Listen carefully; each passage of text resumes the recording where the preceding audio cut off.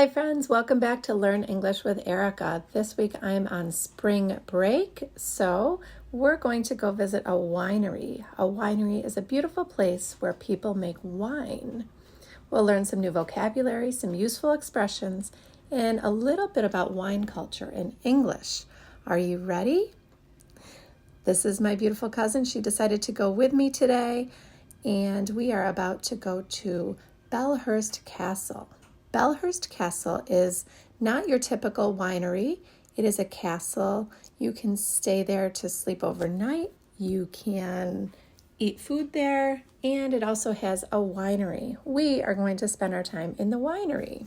So let's talk about a little bit of vocabulary that you'll need to know before you head in. A winery is the place that we are going. It's where the wine is made. A vineyard, number 2, is the land where the grapes are grown, and the grapes are used to make the wine. Number 3, the tasting room. This is where we will spend our time. This is where we try or taste different wines. Number 4, the wine tasting is when you get small samples, small amounts of the wines to see if you like them. There are red wines, white wines, and rosé wines. Those are the 3 basic types. This is an example of what you might see when you go to the counter. On the left, you have a bucket. That is for if you don't like the wine and you want to dump it out. It's called a dump bucket. There's some napkins. There are some pencils. You'll use those to make your wine selections.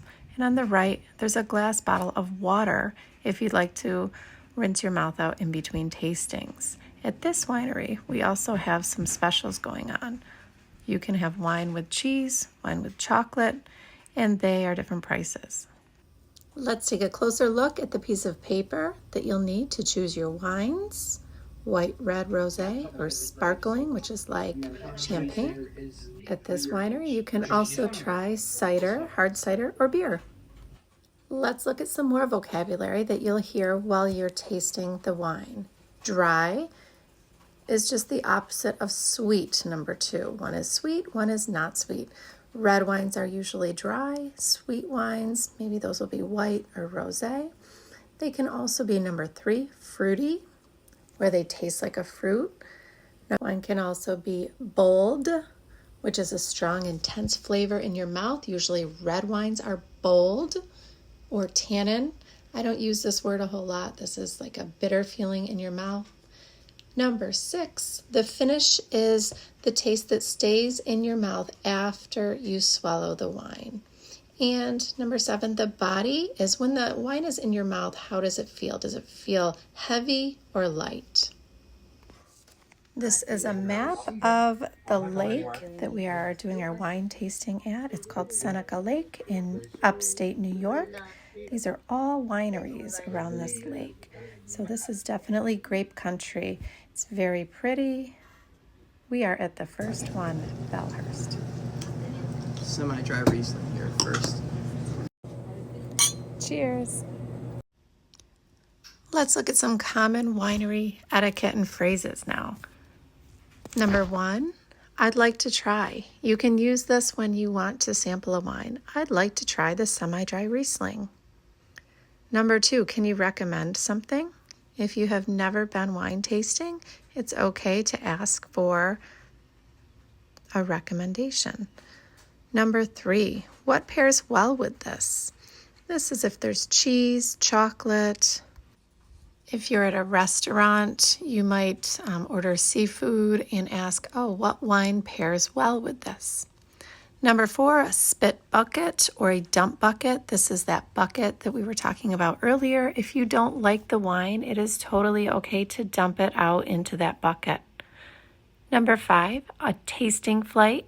This is what you're choosing when you're making check marks or X's on the list.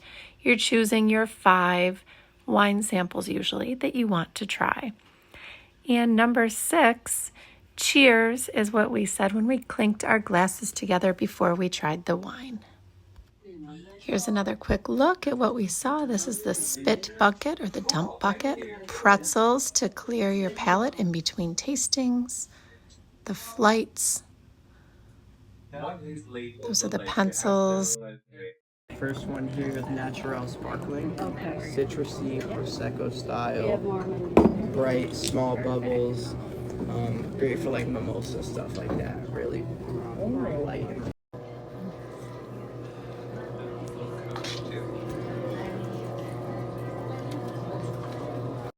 This is the one I chose. I thought the bottle was pretty.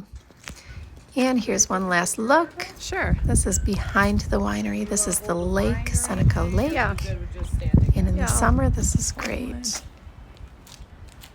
People go to wineries to relax, learn, and enjoy the view. If you enjoyed this video and learned a lot, don't forget to like, subscribe, and turn on your notifications. See you next time.